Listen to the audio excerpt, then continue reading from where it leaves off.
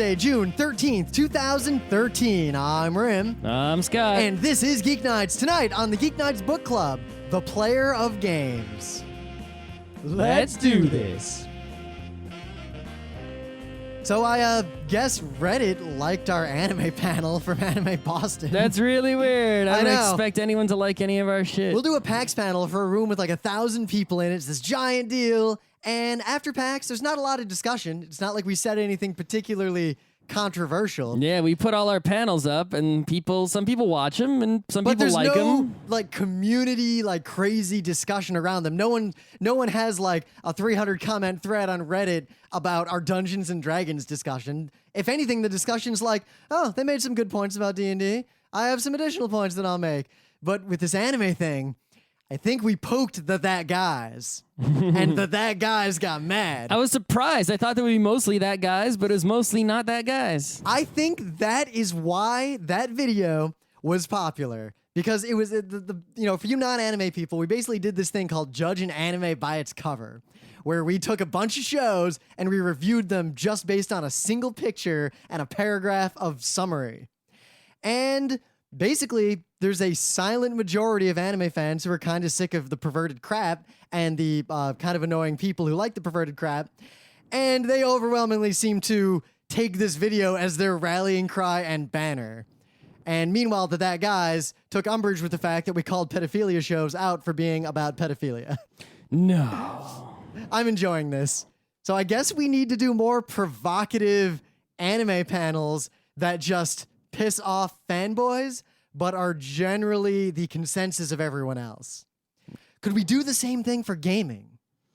Let me go off on all the stuff I usually go off on. Yeah, but what do we call it to do this, to bring attention to it? Okay, well, what are the things I usually go off on when it comes to gaming? All right, so how about our panel will be microtransactions are a cancer, a literal cancer that kills people in the real world. That's a little too far. But I mean, things that I say a lot, right? For example, walk around and hit things games are bullshit crap. Why do you like them?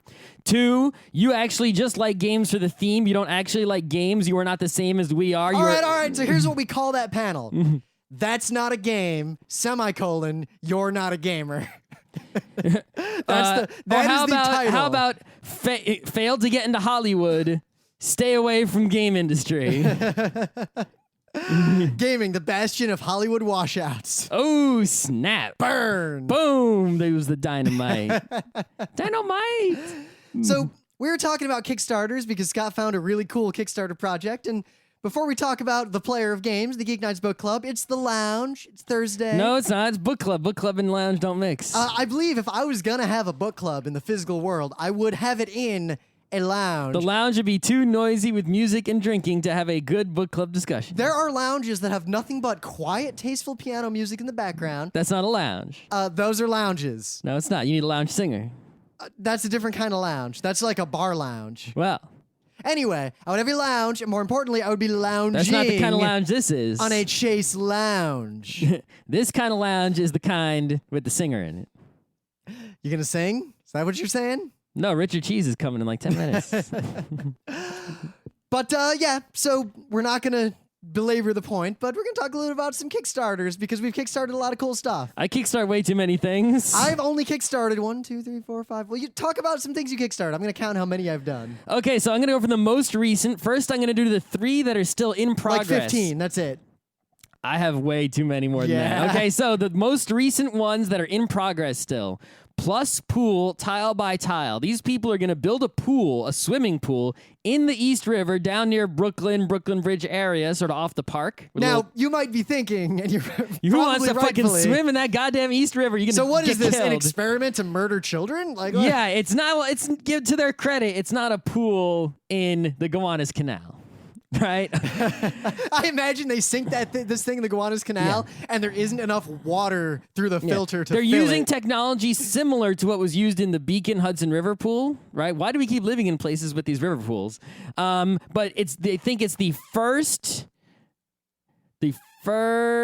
world's first water filtering floating pool. So that's bullshit because I know that they put one in the river in Beacon. Right. So I kickstarted it for $150, which gets me a tile in the pool, one of the white tiles that I can write on it. And there are only 2 things you could write.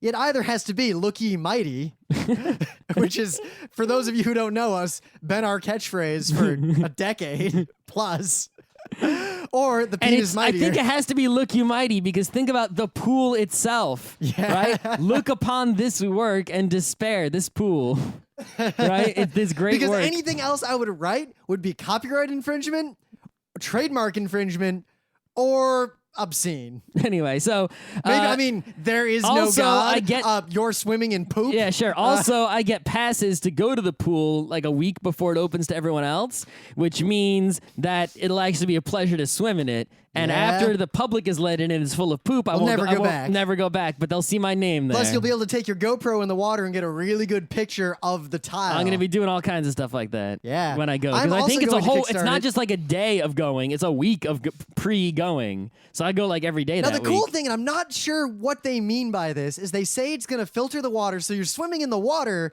but the pool itself has filtered the water, so it's just water. I don't think the water goes straight from the East River into the pool. I think the only way water from the river gets It's into through the the pool filter. is through this machine that cleans it and makes it nice. Well, that's what I'm saying. Well, the one they did in Beacon, what it did is the pool itself was a filter. The walls of the pool were the filter. And they just sink it, and water just osmoses in through. yeah, this is a different. This is some sort of active filtering. Well, I'm not sure. It seems active, but They at have the a same time- picture of the filter machine. No, that is the test tank. Oh.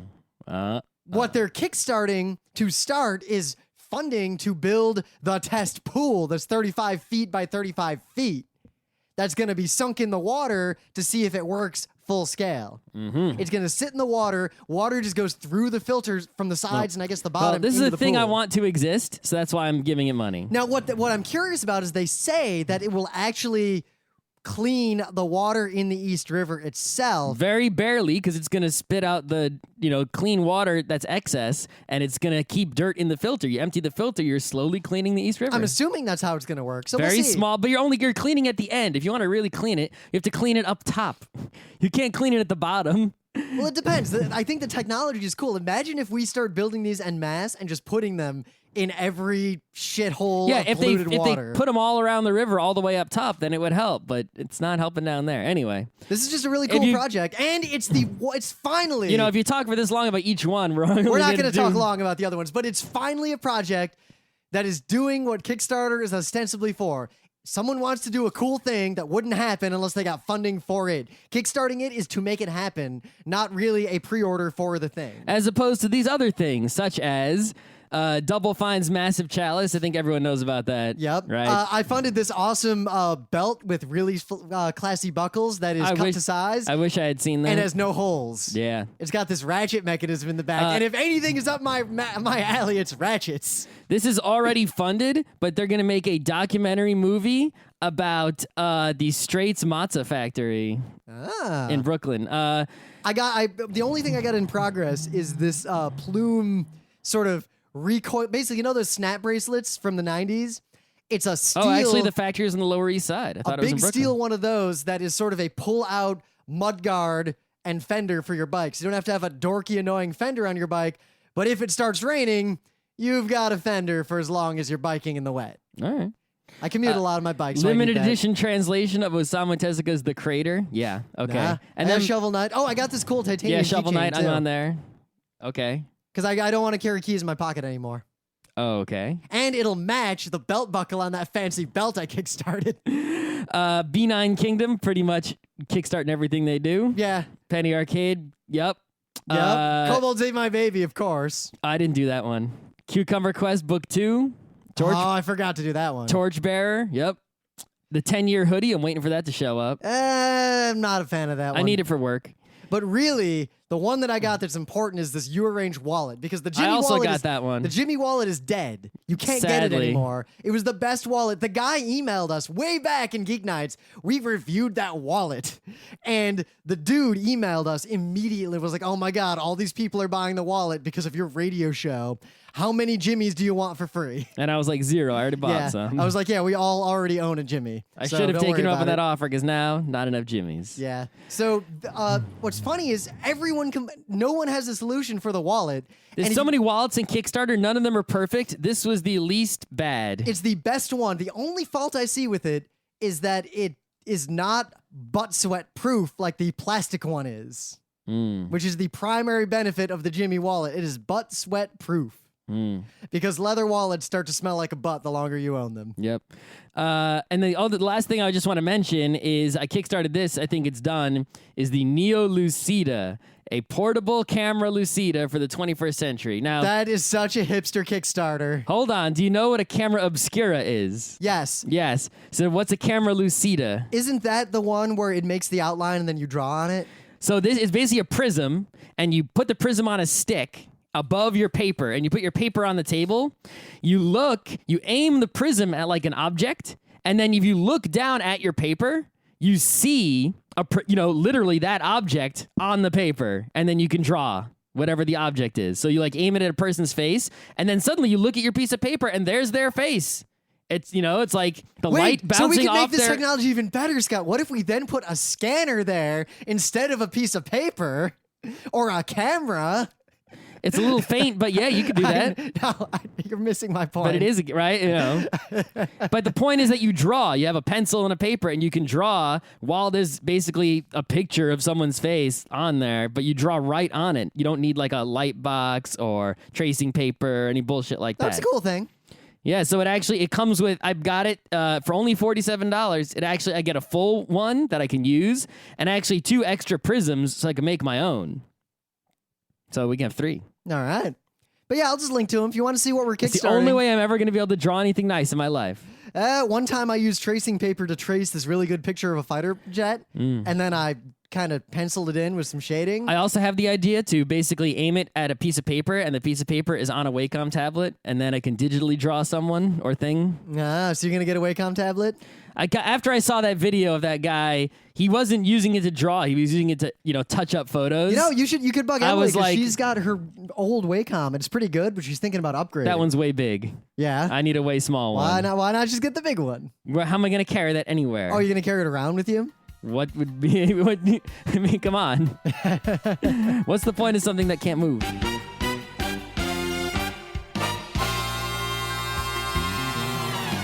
So things of the day. This is exactly what Tumblr is like. Okay. That's all I got to say about this. That's it? This is... We were driven... The only thing funnier than this was something I'm not going to link to from our previous YouTubings.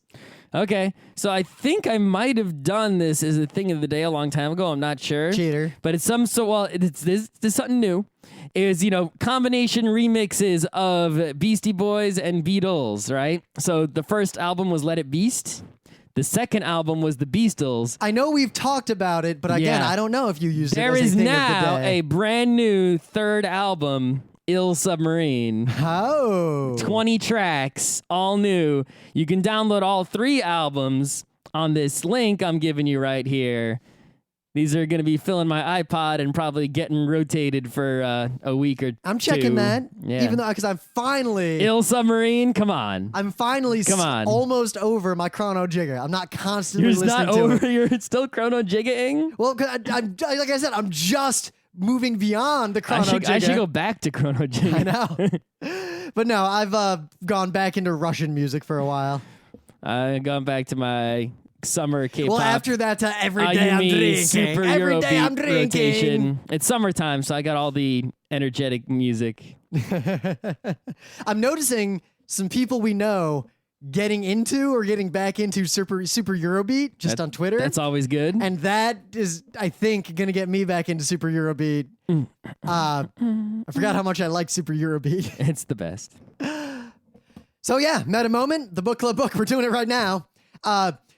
I have not chosen the next one yet because there is something I did want to choose, but Scott will be really mad if I choose it. If you choose that, I got a legitimate argument for why you can't choose that as opposed to just it's bullshit. Oh, because it's obscure? Because no one can fucking get it. I'm going to look into how easy it might be to pirate it. I'm searching for it on Amazon right now. Amazon, Pirate Bay. It's not too easy to get on Amazon. You I get will volume see. 2, but not volume 1. There's a few of there's like 5. There's only 14 copies, I think. Oh no, here it is. You can sort of buy it on Amazon for $8.06. Only 3 left in stock. Order soon. We'll see. I'm kind of invested in reading this just because of the little art inside of it. Yeah, we can go ahead and read it and even review it on a Geek Nights, but I don't think you can make it a book club book. Oh, actually, there's 59 copies, but even that's not enough.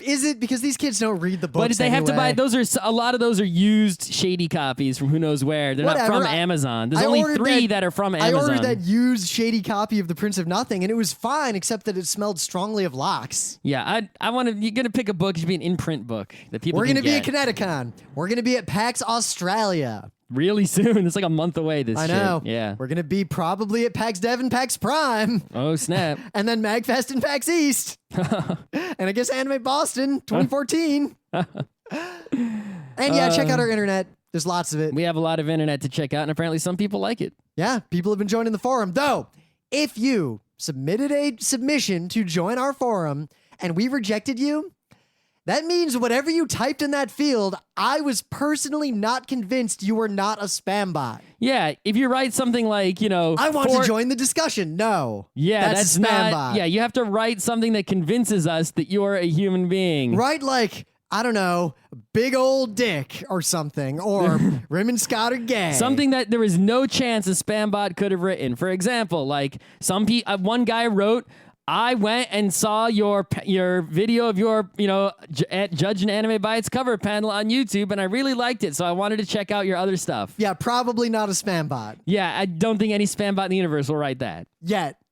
Right now, no. One day, AI spams. Well, someone will make an AI that his goal in life is to spam. Then what? I imagine in the culture, there could be spam. Maybe. So let's talk about the culture. All right, so you picked the book. Culture. So this book, I picked this book because basically, why is my Kindle not turning on? There we go. When you read the description of this book, right, it is based on the description alone, the back of the book paragraph, it is the most Geek Nights book a book can possibly be based on the description. I cannot imagine a book being more Geek Nights than this book, right? Based on, the bare summary of what happens, right? There is a society called the Culture that is pretty much Geek Nights paradise.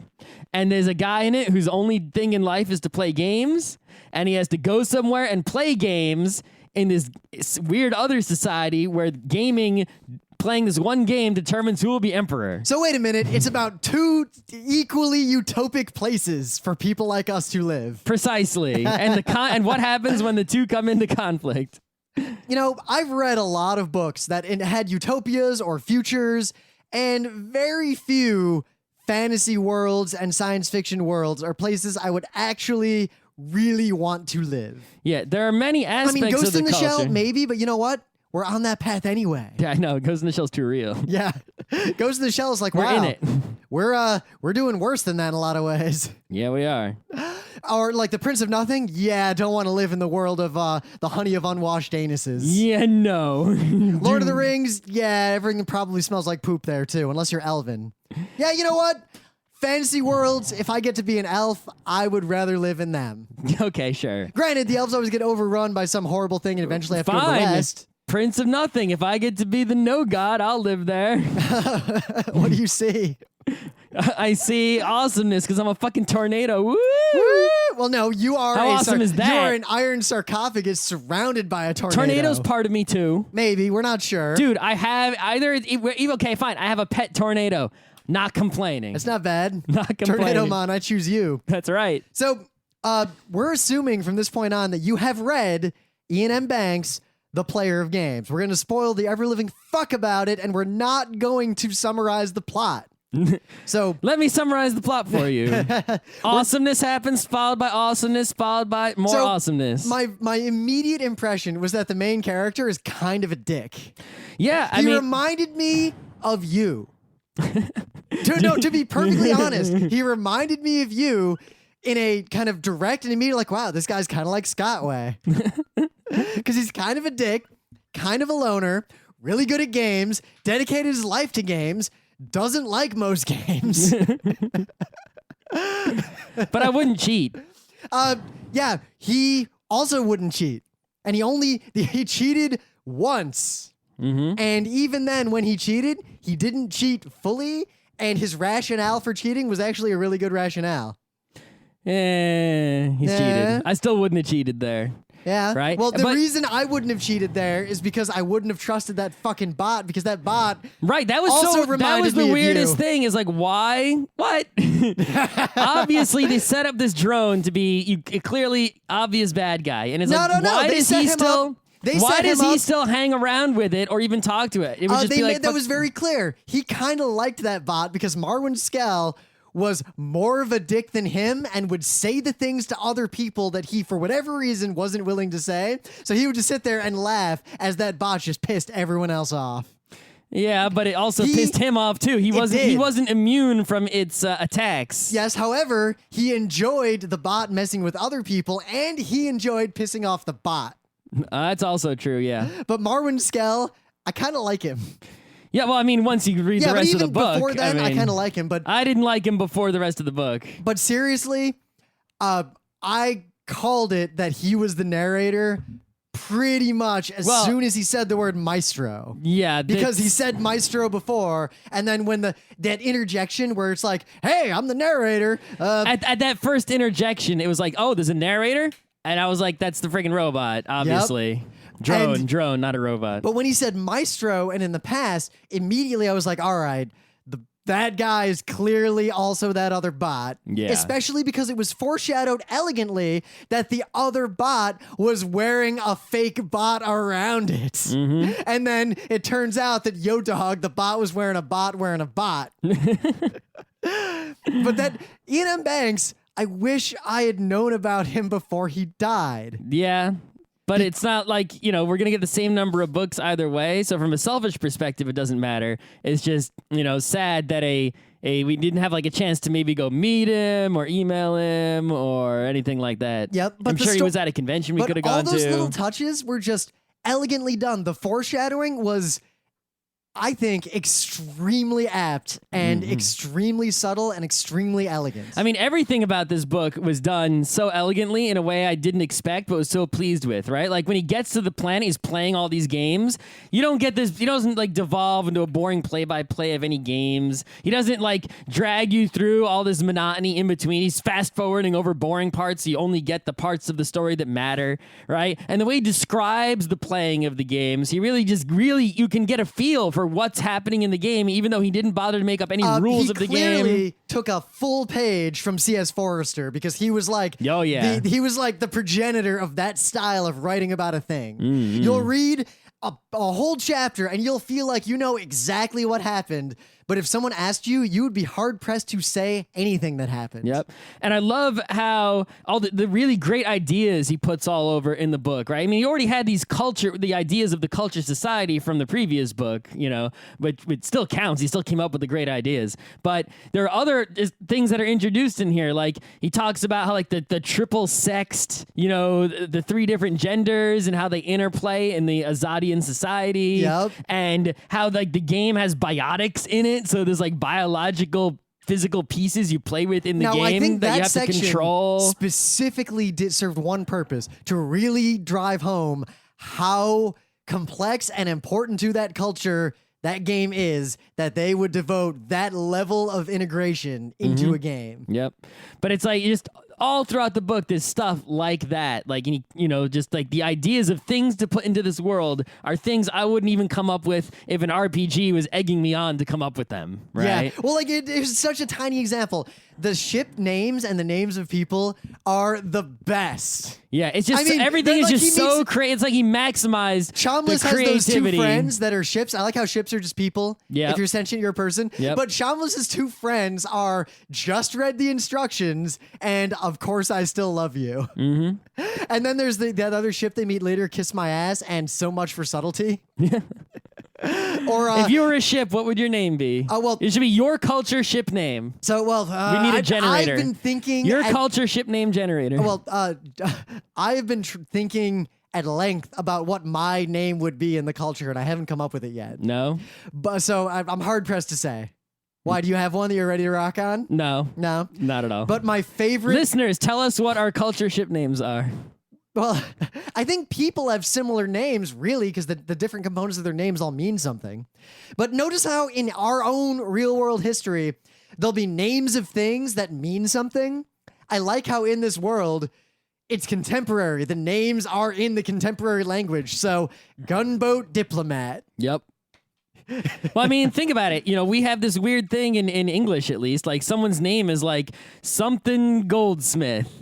Or, you know, something, you know, carpenter. You can bet your ass that at some point in that man's that past dude's life ancestor was a maker of was shumps. Was a, you know, like someone baker. It's like, yeah, your ancestor must have been a baker when you got your first surname, and now baker is just a surname. People don't even think about the baking aspect. It's completely separated in their mind. But also that it kind of implies that in the culture, parts of your name are given to you based on things you've done. And you can make your name whatever you want because it's a super free society. Yep, but at the same time, Basically hedonism to the max. people might not call you by one of your names if they perceive you differently. Because if you're a dick, maybe they just start calling you Shamlis El Dicko.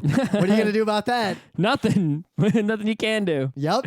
I mean, and it's like, yeah, there's no laws. You can just kill people. Or if you want to kill someone, sure. Yeah, But like the blackmail. Notice how the only thing he could blackmail him with, like the idea was of being social failing. the idea of being murdered by that bot basically didn't even enter his mind. Yep. He was just like, I hope he doesn't tell people about this. But it's not like there was And it's any like, punishment. okay, yeah, how's he going to prove I did it, right? He tells everyone. He could just be lying. Nobody, you know, and it's like anyone could manufacture evidence for anything because we have such high technology. But then that bit was well done. But Yeah. that bit is why I assumed that little bot was set up purely to be able to send him on this journey and Yep. make him do it all along, because so many of the pieces fit way too well. Especially when the bot when whatever Morenskel, you knew he was gonna like the troublemaker. He was foreshadowed so heavily to be the troublemaker. Well, in the beginning, I thought he was going to be the troublemaker who follows the guy Right. with him, which As soon I was as- right, but not for the right reason. But as soon as he disappeared,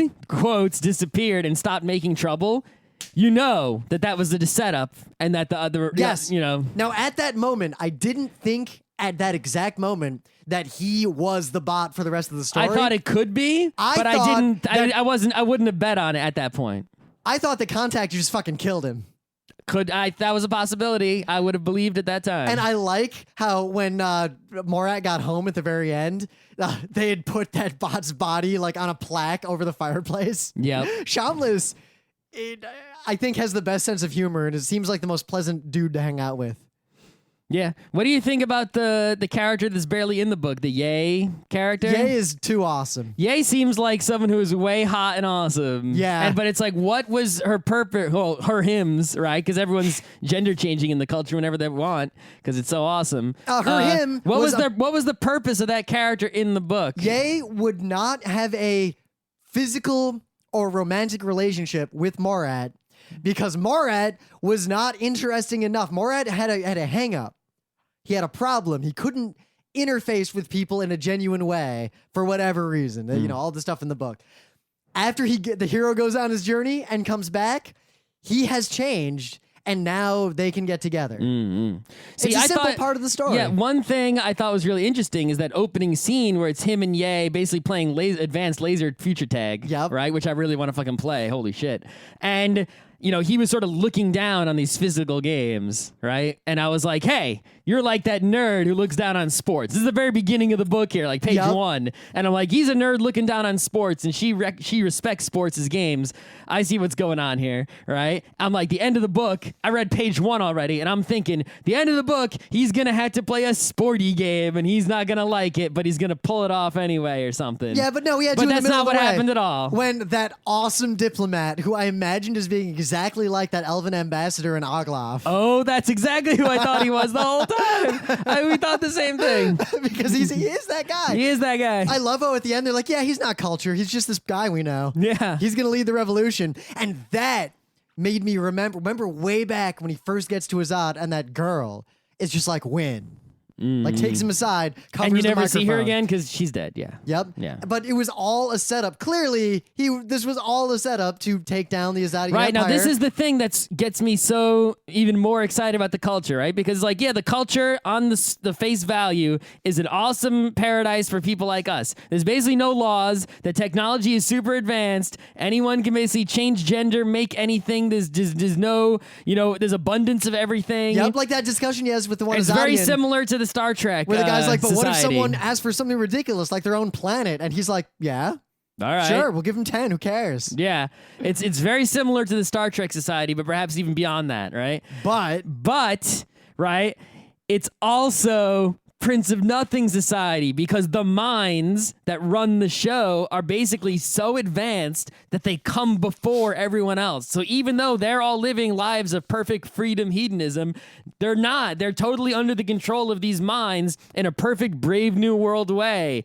where it's the paradise of tyranny as opposed to the 1984 evil tyranny that's just overbearing and controlling you with fear. But at the same time, a strong-willed person can still do whatever they want, so they have total effective freedom. Yes, Or but, at least total perceived agency. but the minds are so much more advanced than you are that unless you are one of those advanced Now, see, minds, when I you're first not gonna be. when I first read Hyperion, and that was the first sci-fi I'd read. Oh, what's the name of that thing in where the Hyperion? super advanced The spike, AI, whatever it is? No, forget the strike, that bullshit. Oh, okay. Where the super advanced AI Oh, okay. and the humans got along. Granted, we know how that turned out. Yeah. Here, yes, they do get along, and they augment each other. Actually, and they work to each other's advantage. They have different levels of perspective. Yep. And they basically treat each other as equals. And I love how the ships all just like talk to each other and they're just totally kind of chill. And he's just like playing games with the ship and just hanging out. It's a little bit weird though how they have these drones which are basically manufactured people, right? They're completely sentient. But notice how they clearly have a sort of non-deterministic guided process for creating them. Yes, but they also, each drone that is made has a purpose of like thing it's supposed to do. And even though they're free-willed and sentient, they still do the task that they were built to do as if they were robots, and they sort of like to do it and were made to like to do it. Right, so it's like he's calling up on his what's it called, his terminal, like, which I guess is an iPad. Yep. Right. Like, hey, I'm climbing a mountain, help me, or I'm falling, catch me before I die, or hey, can you come check my house for but bugs? it's implied that a lot of the lower level drones are not that intelligent. That's so true. So but it's fine. there are still higher level drones that are saying, okay, I'll do this work for you. But at the same time, and they sort of like doing it. But they're all quirky and cool. Like the mind on his where he lives. It's just like, yo, dog, I was totally listening to that. Sorry. So what was that all about? What's going on? Yeah. We cool? What's up, mind? Yep. How you doing? And it really, the book I wish my computer was a mind. How awesome would that be? The book shows you all these things about this world, but like the Prince of Nothing, it does not stop and force it on you. It just unravels and reveals it over time by using the words contextually and just letting things go. You know what it is? It's the light that came before. That's what it is, right?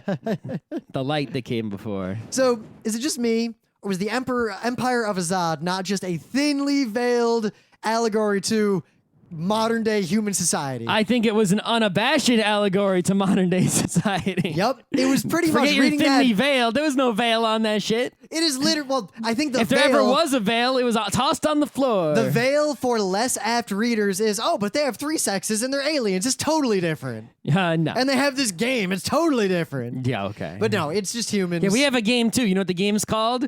Democracy. But I did enjoy that scene Voting. where Election campaigns. Immasha at the end was like, yo, dog, I know you're going to go play this game. So I'm going to show you just how fucked up this planet is, just so you don't puss out on the end. Yep. And at the same time, it's obvious they were grooming him to win the game. And then at the end, they're like, yeah, we wanted to take that empire down because they were assholes. Yeah. Oh, that's another great idea you put into the book that was just so creative. The planet where the fire goes around the planet like that. Oh, who comes up with an idea like that? That's A the genius. kind of thing, like in Hyperion, the planets with all the different cool, weird things. But in Hyperion... It's like, how many could you come up with if I forced you to sit there and come up with them? But in Hyperion, those kinds of things go nowhere, and I'm disappointed. In this, it was awesome. Well, you knew as soon as they describe the fire planet and tell you what the situation is, you know they're going to get hit by the fire, Yup. right? That's foreshadowed, but then they actually get hit by it, and it's like, oh, yeah. Yep. But notice how there's one thing I want to bring up about the game itself and how he was bored because games didn't mean anything, and he could, like, playing a game with no stakes doesn't mean anything. Yeah, well, and also he was probably playing Settlers, which he had solved. But he hadn't solved. What was the game that he cheated at? Oh, web, whatever. Possession? The full web, yeah. Yeah. But anyway, then he goes to this planet, and he's still not playing for any stakes except for recognition. And he starts suddenly caring about the recognition they didn't care about before for a while. But then when it gets to the point where they're like, yo, you can keep playing, but we're going to tell everyone in the world you lost, he's fine with it anyway. And he's now completely, just like he was before when he was unsatisfied, playing the game for nothing. But yet, because there are no stakes, he doesn't realize there are any actual stakes involved because no one will ever know. In fact, at that point, he even knows that the people he's playing with know the deal with the culture. So there's nothing happening. Yep. And yet now, he's wholly fulfilled as a person. Still playing the game for zero stakes. And the fact that it actually was for the biggest stakes and they didn't tell him that, but yet the only way to get him to play was to show him how fucked up this world is. So he finally realized he was playing for a personal stake, I think. Yep. He was playing for the personal stake of proving that he is better than these people. Well, no, it's not only he is better than them. He it's that as an extension of the culture. Right, the culture and his philosophy is better. It's like, we are better than you. The way your society is a bad society. And he wasn't necessarily trying to prove it to them. He was proving it to himself. Yes, right? that is what I was getting at. Proving to himself that, yes, the culture I live in, right, the way the philosophies and ideals our society stands for and the way it operates are better, and I am proving it by winning this game. And they go into describing, you don't know the rules of Azad still, right? But he describes it like, he's moving his pieces in a fashion that matches the way the culture would move those pieces, like the top culture mind. Yep. The way the culture moves and expands throughout the galaxy is the same way he's expanding across the board and conquering territory, whereas the Emperor is doing the same thing. The Emperor is trying to prove to himself he knows what the culture is all about. He is proving to himself that the way Azad is better. That is not what the Emperor was doing. Because he's moving his pieces the way Azad would move those pieces. No, but he was moving the pieces in that way. Because remember how invested in the game to this almost erotic point Marat was? And then the Emperor comes to talk to him, and the Emperor didn't experience any of that. The Emperor was literally just playing so the culture wouldn't fuck his shit up. He was playing as a representation of Azadian culture solely because that is the culture that birthed him. The Earth peoples. Azads. He was not thinking in those terms. Only Marat was thinking in those terms because Marat had nothing to win or lose, nothing to gain or lose. He was playing to prove that he is better because he was the embodiment of the culture and the culture was the embodiment of him. And if Marat had known what the stakes were, right, would he have played differently and perhaps failed? Yes. Which shows, the coming before of the minds in the way they played him, right? But at the same time, the minds of the culture are playing a game that is the culture, and they are doing the same thing to Marat that Marat was doing to the pieces on the Azad board. The book at multiple points makes it clear that they don't come perfectly before because they do leave things to chance on several occasions. Now, it's often inconsequential things, but even then, they let the Azadian Empire be bullshit for 70 years because they tried a bunch of other ways to take down other empires over these millennia, and they were like, well, this one's weird. Let's hold out until maybe we come up with a weird way to bring it down. And that's how, right? And that's what I'm saying is that, he was playing Azad. He's like, oh, make an attack here. Oh, you know what? That's a weird thing he's got going on over there. I'm going to hold out and see how that develops before I make my move on it. Exactly. Right? It's like, oh, what's he? You could even think about this in terms of games we play in everyday life. Like, what is Rim doing over there with that kingdom in T&E? He's got like two greens, but he's only got his red leader in there. No, this is something. The way he describes. I'll wait to see if he builds a monument or something. The way the book describes playing games is, at least for me, exactly the way I feel when I play games. Yeah, well, good games. That was so accurate to the feelings I have in my mind while I'm playing a game. And like Scott, you brought up those situations where I'm watching you do something that I don't understand, and I'm trying to figure out, is he stupid or brilliant? What the hell's going on over there? Yeah. Let's talk about some of the other games besides the big one against the Emperor, right? Well, like, how about the one where he played against the guy for like the high stakes of castration, right? And he was sort of like, I like how they were 0 stakes for him. Yeah, it's sort of like... In fact, the only concern of the culture was don't leave your dick behind. Yeah. They might study it. Yeah. And he's your like, magic dick. And he's like, whatever, I'll grow it back. I mean, it's not a big deal. And then you think he almost considered... But the thing is, he could have left his dick behind, we found out later. Because they already knew. Well, no, only the fewest That's true, people knew. But who would have taken the dick if he had left it behind, right? 1 or 2 tiers down, you get the impression. Maybe, who knows? Either way, right? That was really interesting because at that point he was so torn. He's like, I could beat this guy who's not the worst guy. You know, he had good parts and horrible parts. Yep, he enjoyed playing with the guy, and the way he But the guy was also a horrible person, but he was also good to play with, but he was also a good person in other ways. This is why I like the book. The way he described his feelings toward that guy, and I'm going to sound horrible, is the way I feel towards certain people I play good games with that are not in my inner circle. Oh, snap. It's so true. Yeah, you've had that experience. You're playing a game with, let's say, some guy. At a convention. Or at a game night. Or, let's say, at RWAG, who is a perfectly capable player of games. Yeah, you can sit down and play a game with them, and they will not disturb or upset you, but you know that when they go home, they are an awful human being. And... Again, but while they are sitting at that game table, they are completely personable and they play quickly and well and are a pleasure to have at the game table. But it's another point where this book spoke directly to me personally, just because these are the experiences I had. I knew when I read that description, this is the most Geek Nights a book could be, and it was right, 100% right in that assessment. I know. But in terms of the games themselves, I mean, obviously, I forget the order of the games, but one of them was basically euchre. But you played against the team with the cleric. Well, we'll get back to that. Oh, you're talking about the subsets of Azad. No, or just the games in the beginning of the book where he's just talking about games. On the train he plays? And yeah, like one of them is clearly just basically euchre, and they're all just sort of... They're all the kinds of game theory games that we talk about in panels. Yep. Doesn't matter about the details of them. But then, notice how in those games, none of them involve, to use a game design term from that Garfield book we fellate so often, the politicking doesn't exist. All the games that the culture likes are the super pure games that we talk about. Yeah, but Azad, especially when Azad is that game when it's one-on-one, but a lot of the rounds of Azad had the multiple players and the politicking came big, especially with that cleric who like came back and was in and out, right? And the cleric played with all... Notice how he won all the individual games and then all 9 players ganged up on him. Yep. And then the girl talks about how everyone gangs up on the girl. Mm-hmm.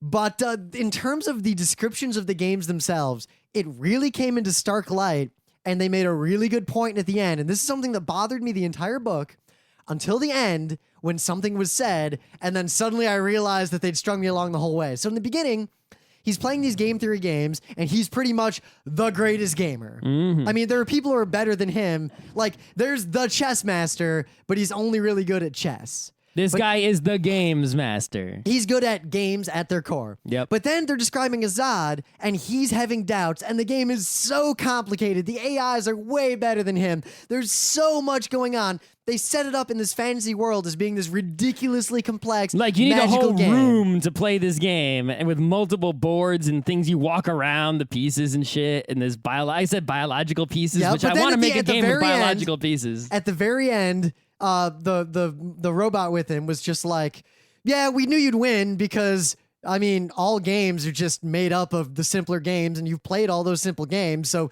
duh, this game isn't actually that hard. And it wasn't. I like how the game actually, no. Anyone who's reasonably smart just crushes everybody in that game. Yep. I mean, he beat all the nubs, and he only was challenged by the actually good players. There was a little bit of initial D going on in there, right? Or, general shonen fighting of like, yeah, he's Kenshiro, he always wins, but seriously, this next guy is the Emperor who's won like fucking all the time, and the only person he didn't beat was the previous Yeah, Emperor. because they keep setting you up. He keeps thinking, am I missing something? Am I missing something? Which we've had that experience. Yeah, it's You're like- playing Puerto Rico and suddenly someone's doing something way different. You're like, oh, am I missing something? Am I missing something? Then you win by like 30 points. You're like, no. No. Nothing. I am just better than these. But it's like, wow, that Emperor must be really fucking good at this game. Holy Like, notice shit. that moment of doubt he had when the Emperor's like, I'll have a surprise for you tomorrow. He's like, what?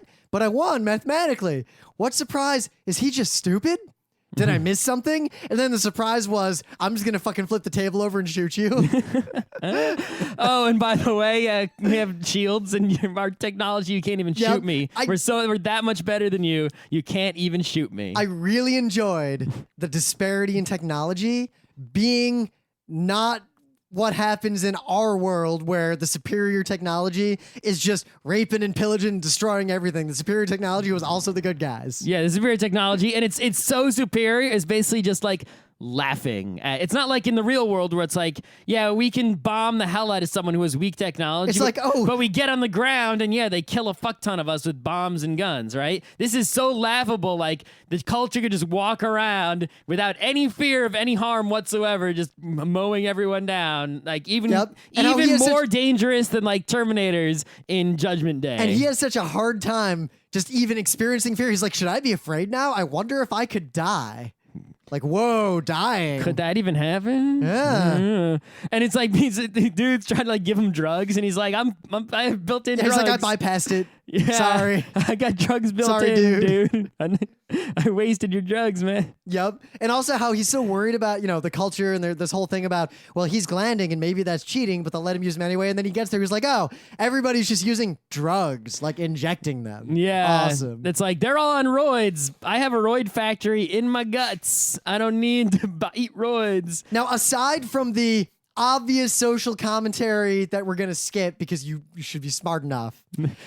About gender and poverty Yes, and such but and such. specifically, how well it showed that even the gamer utopia, the perfect meritocracy of here is an objective, 100% fair game that will perfectly test your skills. It had politics in it, though, right? That was the main. But it is a society where politicking should matter. In some sense, Are you talking about the game of Azad, right? As a whole. Yeah. but the fact that the game you have ostensibly a perfectly fair game that anyone who's smart enough could win. Except that women can't even get in the game. Well, they can get in the game. This is the problem. Barely. No, they can, but here's the problem. Everyone will gang up on them even if they're smarter because it's a politics It's not even game. just that. This book does a good job of explaining to libertarian gamer grognards who don't understand what privilege means that yes, everyone has a perfectly equal shot, even if you remove that politicking. Because Marat's like, why don't you just remove the politicking? Yeah, I guess if that girl was as good at the game as Marat, she got into it, she could have fended off 9 at once, everyone ganging up on her. Or even then, he makes suggestions like maybe you could remove that ganging up and still have just this the one-on-one. Yep. But it doesn't matter because only the people already in power have access to the schools and the life where they can spend their entire life training to play the game. The person who's working for a living does not have those advantages. The game is still unfair. Yep, and this is why, and the thing is, this game Azad in particular was not a game you could just, you needed a whole court to learn how to play it, right? And all these advanced pieces and things. So to even get a set of it, it's not like chess, even in New York City, a homeless guy can play chess in the park, right? With basically some sticks and rocks. And he has access to all the chess books in the library. Exactly. But in, Azad, it's like if you were a homeless guy in Azad who is, you couldn't even learn learn the game of Azad. There was no way to even get pieces or anything. You could just watch it on TV like it was. It's like us. Imagine if the game for America was NFL football. It's like, yeah, I can watch it on TV, but I can't learn it from TV because you don't see the full picture on TV. They don't show you the whole the whole field, right? Because that'd be boring, right? You don't get to see what the coaches are saying. You don't get to go on the field. You need a ton of equipment and a giant piece of grass and all this referees and stuff to even try to play it. There's no way to learn that game unless you are privileged enough to be like, go to high school and get on a team, or go to a college and get on a team, and so forth, right? And whereas the culture, everyone has all goddamn day to do whatever the hell they want. If they want to learn games, they can do that, which is why the culture is the best. It's the situation of the Azadians, by and large, are the typical kind of gamer that doesn't really understand the core components of gaming. It was kind of clear that when the politicking came up, they didn't really understand what politicking was.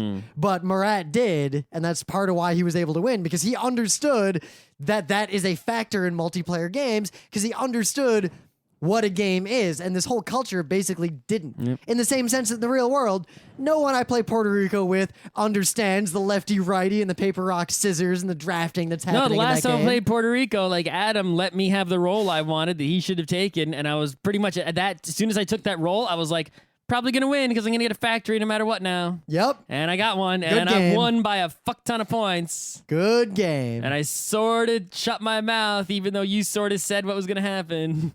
But I wanted to let it happen so I could win, but then it made the rest of the game boring. You started to allude to this before, and then we kind of backed off of it, but I really enjoy, more than all these personal touches, but in a more generic sense, that the culture is willing to just fuck with other cultures. Well, that's the contact part, right? Yes. It's sort of like the inside the culture itself. How much drama is there really that you could tell a story? I know. I love the story he gets when he's back home and they tell him what happened. So-and-so changed sex and changed back and made babies and had a party and someone got a full web. And a few people were killed because there was this crazy accident and whatevs. Yeah, it's like, no, okay, nothing, look, when the drone is like, threatening him. It's like, that's the most drama you can have here, is someone being socially Yo, dog, shamed. I'm going to tell someone you cheated at a board game. Right. It's like, inside the culture, you can't have a story, which is why I think he introduces this contact aspect, which is basically the game the minds are playing with the universe. I don't think that's why he introduced that mechanic to the culture world. The contact is also in the first book, right? I know, but I think it's all about, that's what I'm almost done reading the first culture book. This is the second one. You don't need to read any particular order. And I know. It's all about the stuff Contact is doing, because that's where the stuff you can write an interesting book for the real world that we live in. No, but that's what I'm getting happening. at. It doesn't have to be because that's how you tell the story. Another way to look at it is that look at the Star Trek kind of sci-fi that most people read. The super advanced benevolent culture always has this non-intervention policy. And a lot of people think that certain kinds of liberalism or progressivism in real world current day politics means cultural relativism and letting everyone do what they want out there. Nope. But no, the culture has a strong personal sense of morals that it recognizes is arbitrary and nonetheless feels perfectly willing when it sees something abhorrent to just fuck it up. Yeah, which is the kind of... They see some poverty and they're like, that shit is wrong. Your culture is an awful culture, Azad. We are going to work to replace it with the culture's culture. And we're going to try to replace it, or at least bring it down so something good can take root in the least horrifying way possible. We're going to try to minimize damage. I mean, they obviously set up this whole resistance movement ready to go. And they're willing to take their sweet-ass time, because I'm pretty sure those minds are immortal. Yeah. They got time. I mean, how old Chomless is ancient. No one even knows how old he is. Right. Well, he, she, it, drunk, whatever. He is in English, because we're not speaking their language. He is the technically correct gender-neutral pronoun. Whatever it is, it's a drone, right? It's a sentient electronic being. Yep. I wish I was one. That'd be awesome. There was some pretty horrific violence in this book, though. Well, I mean, you're talking like, mostly castrations and people getting lasered. Well, I think the 2 points that really stood out were when the drone just unlocks the level 3 channel and doesn't even describe it. He describes level 1 to level 2, and level 3 really leaves it mostly to your imagination. Yeah. And I love how he makes that point that Murat just kind of sat there watching it and then watched it a whole lot, but wasn't invested in it in that sexual way that the Azadians were. He just watched it. Yep. But also, when the vizier is the only way I'm going to describe that guy. Hamlin, Jafar.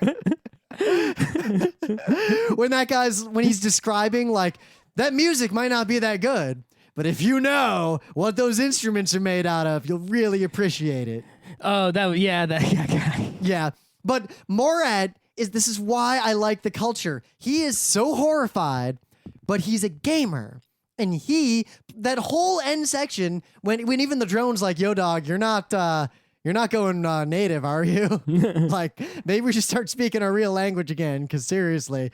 But he just is smiling and pleasant when the guy says the thing about, the femur extracted from the still living woman.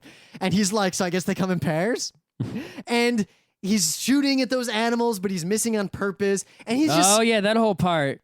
That whole end, you get the impression he's just smiling at them and putting up this face. In his mind, he's thinking, you fuckers. Yep. I'm going to beat you all at your own game and then leave with my 2 middle fingers held high. And it's sort of what he does. I'm going to win just to prove that you're all assholes. Yeah. I really like this book. What else can I say? Yeah. You should read the one that comes before it. Yeah, already going to read all the books that Iain M. Banks wrote. So the other book, just to give a preview of it, because obviously... Consider Phlebas.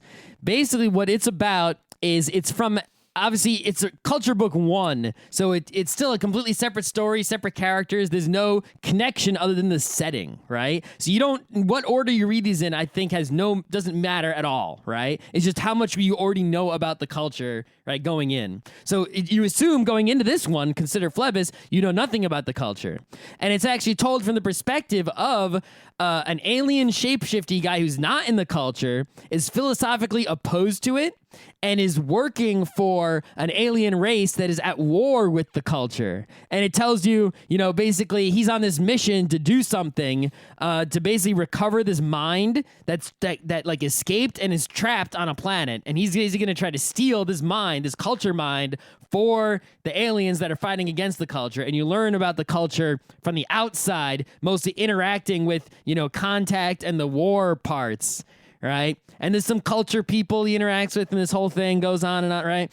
And it's pretty fascinating coming, he introduced everyone to the culture from the outside as opposed to from the inside, like we got by reading book 2 first. But you get a totally different look at it that way. But I think in both of these books, the implied argument that the culture is superior is not hammered over your head. It's just demonstrated by the course of events. Yeah, and I think the other thing is it's really nice to read something that's utopian, that's actually utopian. It's not like, the culture's a dystopia. The only dystopia of the culture that is shown in Player of Games is you may not have free will because the minds come before you, but that is no different from the real universe if physics comes before you. Yep. So really, what's the worst thing that happened? I mean, people die, but that's just reality. The culture is only a dystopia for conservative people. Well, or Morad was slightly bored. Yeah. It could be a dystopia in that way, but not for me. Not for me, Jesus Christ. Yeah, so I'll say this. I feel like I would not be friends with anyone, or probably am not friends with anyone who, if they read these books, would think anything about the culture but hot damn. Yeah, well, I mean, I might be friends with you, but, Yeah, but I might be leery. You have to understand that I am wary. Right, I am philosophically right in line with, if I could make a universe, the culture is extremely close to the universe that I would make and the society that I would make to live in. Very, very close, if not exact. Right? So if you disagree with that, then we have philosophical differences. Yeah, and hopefully someday we'll learn about ultra space. Oh my God! Oh, like that one point when he's there's a lot of ultra space. I love that one part where he's like, "Yo, I kind of don't actually know what's ultra space." Consider Phlebas has a lot of ultra space going on, and even ultra space, like the grid bombs that blow you up from ultra space and shit. So yeah, fascinating.